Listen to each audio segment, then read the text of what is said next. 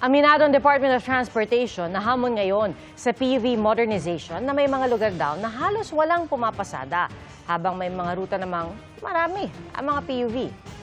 Nakatutok si Dana Tingkungko. Ganito ang kadalasang tagpo sa Commonwealth Avenue sa Quezon City tuwing rush hour. Pahirapan ang pagsakay ng mga pasahero.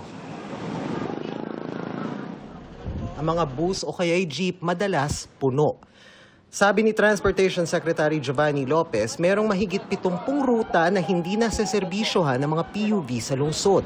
Nagkaroon tayo ng interagency meeting para pag-usapan itong traffic sa Commonwealth at napag-usapan na rin po natin yung LPTRP ng Quezon City. Okay. That explains why ang dami-daming stranded na pasahero sa Quezon City sa maraming oras. Tama po. At not only po, isa pa pong rason kung bakit madaming na-stranded.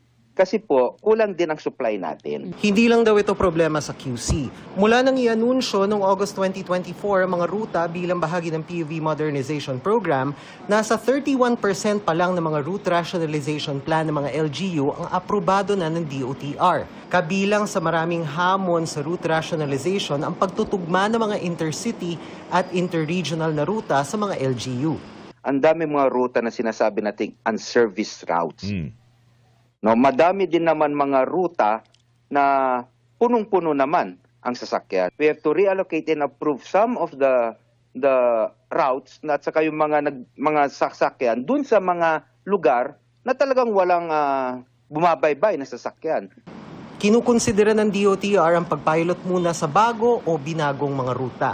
Pinamamadali na rin daw ng DOTR sa LTFRB ang pagproseso ng mga aplikasyon ng prangkisa at special permit. Sabi ng ilang transport group, mas mapapadali ang route rationalization kung kukonsultahin sila ng DOTR.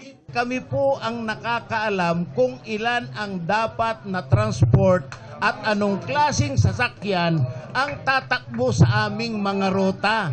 Hindi po mahirap, napakabilis po, napakadali lang po yung problema. Sangguni lang sa amin. Mag-usap kami, anong klaseng kakalsadaan, ilan ang siserbisyuhan. Ayon sa Manibela, sana unahin ang mga lugar na marami ang pasahero tulad ng NCR. Sa loob sana ng 8 taon, nauna na po sana itong NCR at neighboring provinces nito o mga cities para nang sa ganon ay may nasimulan na. Ni isa po wala pa po sir eh.